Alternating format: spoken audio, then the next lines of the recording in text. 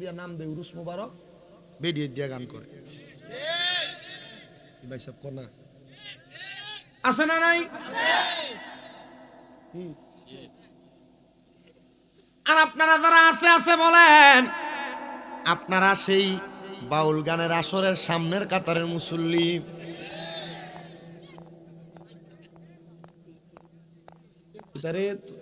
Funny এসে করতে গা আল্লাহ কবুল করে লাইছে রে। কুয়াশার পানি হয় বাদ দি, কোন রকম হইলে হইল, তোরটারে আমি বাসাই যা, তোর মাইকটা ঠিক থাক, সেটা আল্লাহ কবুল করলে তো কুয়াশা পড়বো, পানি পড়বো, তা বাইন্দা দিয়া দি। কি তা কইন আপনারা?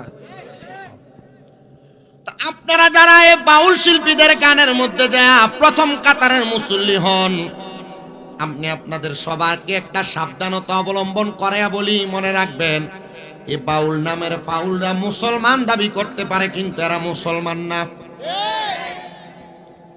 এটারে কোনোভাবে বন্ধ করতে হবে যে বেশি পানি পড়তেছে, আনাইলে আমার এনতে সরাই দিতে আব্বা, এটা এনে দিলে তো কাম হইতো না তোমার, এটা আমার সরাই দাও একটু, হুজুর একটু কষ্ট করে। সবাই একবার দুরূদ শরীফ পড়েন, আল্লাহুম্মা। আবার পড়বে জমলে, আবার পড়বে জমলে।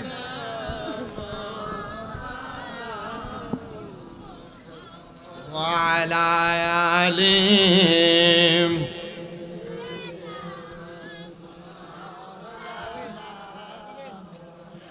আমি আপনাদেরকে যে কথাটা বলতেছিলাম, এ বাউল গানের আসরে যাওয়া বন্ধ করেন, এরা সুন্নিদের খাসিয়ত নাম। এরা সুন্নি নাম দিয়া, আউলিয়া কেরামের উরুসের নাম দিয়া, মহিলা দিয়া গান বাজনা করে। এরা মুসলমান না, এরা ভণ্ড, এরা মুরতাদ, এরা জিন্দেক। বলে হুজুর কারণ কি? এটার প্রমাণ দিয়া দিছে বাউল শিল্পীদের যে মহারাজ গুরু আবুল সরকার, কয়েকদিন আগে বলছে আল্লাহর নাকি গুয়া মাথা খুঁজা পায় না, এটা মুনাফেক কথা কন্যা, ঠিক কিনা? আবার দেখলাম বলতেছেন কুরআনুল কারীম আল্লাহ বলছে কুল আউযু বিরাব্বিন নাস মালিকিন নাস ইলাহিন নাস মিন শাররিল ওয়াসওয়াসিল খান্নাস আল্লাযী ইউওয়াসউইসু ফি সুদুরিন নাস মিনাল জিন্নাতি ওয়ান নাস। আল্লাহ নাকি কুরআনুল কারীমের সূরার ভিতরে নাস বল লাগা কইছে।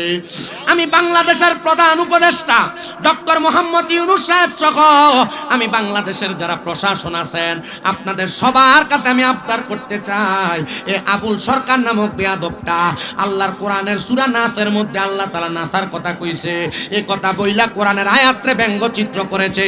আপনারা অতি সত্বর এটারে যেহেতু অ্যারেস্ট করেছেন, দৃষ্টান্তমূলক শাস্তি দিয়া আপনি সব বাউলদেরকে সাবধান করে দেন, কথা কন্যা, ঠিক কিনা? বলে হুজুর বাউলরা তো ওলি আল্লাহর শান গায়। এটা বোতলটা দেন তো একটু কষ্ট করে হুজুর, মনে কষ্ট নিয়েন না। এ পুরা বোতল ভরা আছে মদ, উপর দিয়া লেবেল লাগাইছে দুধ। বাউল নামের ফাউলরা যদি স্টেজের মধ্যে আইসে আউলিয়া কেরামের শান গায়, এরা শান গায় কথা সত্য, কিন্তু বাউলরা নামাজ পড়ে না। বহু জাতের বাউল আছে, এরা নেশা না করে স্টেজেও না উঠলে, স্টেজে উঠলে নেশা না করে স্টেজে না উঠলে এদের গলা দিয়ে সুর হয়ে আসে না।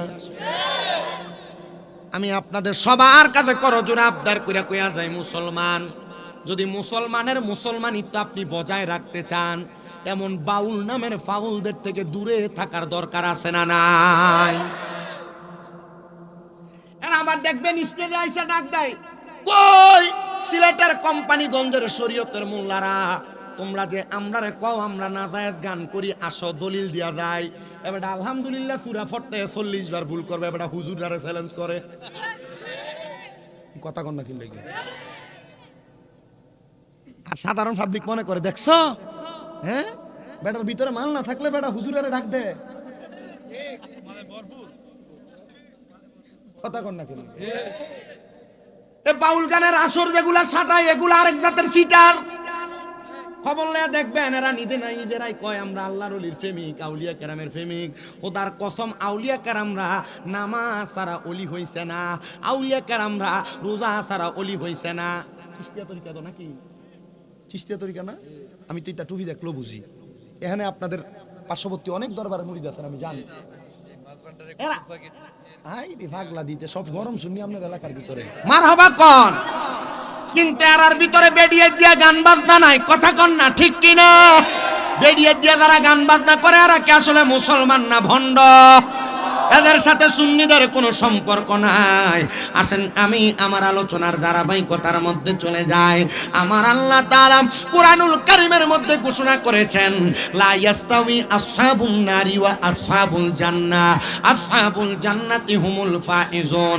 আল্লাহ কয় বান্দা শুনো শুনো, যারা জান্নাতি আর যারা দুজকি তারা একরকম নয়। আল্লাহ কেন একরকম নয়? আমার আল্লাহ বলে আসহাবুল জান্নাতি হুমুল ফাইজুন, যারা জান্নাতি তারা হলো সফল কাম। এবার চাই কি চাই না? এবার আপনারা বলেন, যারা জান্নাতি তারা নামাজ পড়ে কি পড়ে না? যারা জান্নাতি তারা রোজা রাখে কি রাখে না? যারা জান্নাতি তারা হজ যাকাতের প্রতি সাপোর্ট করে কি করে না? যারা জান্নাতি তারা পর্দা করে কি করে না?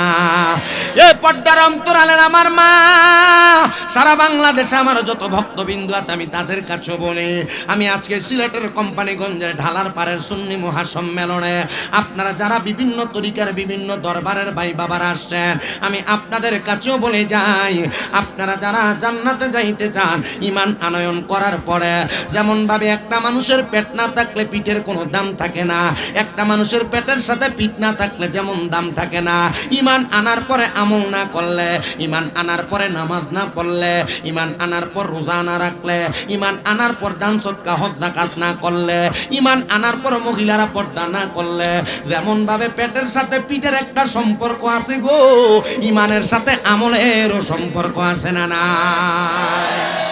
সুন্নিরা ওয়াজ করে না, উন্নাদা ওয়াজ।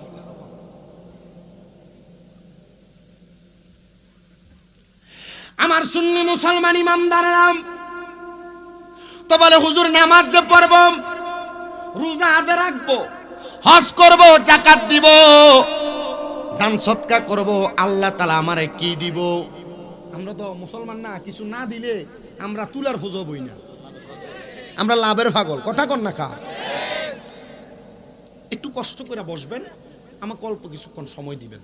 আপনারা দেখছেন আমি চাঁদপুরে যখন আসছি আমি ওয়াজ একটু কম করি, না আমার ওয়াজের একটা ধারাবাহিকতা আছে, শেষ পর্যন্ত বুঝাই দিয়া আমার ওয়াজটা আমি শেষ করি, ঠিক আছে না? আপনারা যদি ওয়াজটা শেষ পর্যন্ত না বুঝেন, আমার মনে হয় এই ওয়াজ দিয়ে কোনো লাভ হবে না, এত লাখ টাকা খরচ করে মাহফিল করলেও কোনো লাভ হবে না। তবে এতটুক ব্যবস্থা করে দিয়ে যাইতে পারবো, আগামী বছর মাহফিলটার ভিতরে এমন কিছু মানুষকে আমি জোগাড় করে দিয়ে যাইতে পারবো, যারা আগামী বছর মাহফিলে তাবার উঠতে লেগে কয়েক বস্তা চাউল, কয়েকটা কেজি করে গোস্ত দিয়ে লেবো, এটা ইনশাল্লাহ আমি চেষ্টা করবো। এখন না, ওয়াজ আগে কইরা লই, ঠিক আছে তো? আমরা মুসলমান জাতি, আমরা বিনা পূজায়, বিনা টাকায়, বিনা লাভে তুলার বুঝো বই না। তো আমরা যে নামাজ পড়ি, আমরা যে রোজা রাখি, আমরা যে হজ করি, আমরা যে যাকাত দেই, দান সদকা করি, আমাদের লাভটা কি? এই লাভটা শিখিয়ে দিচ্ছেন আমার নবী।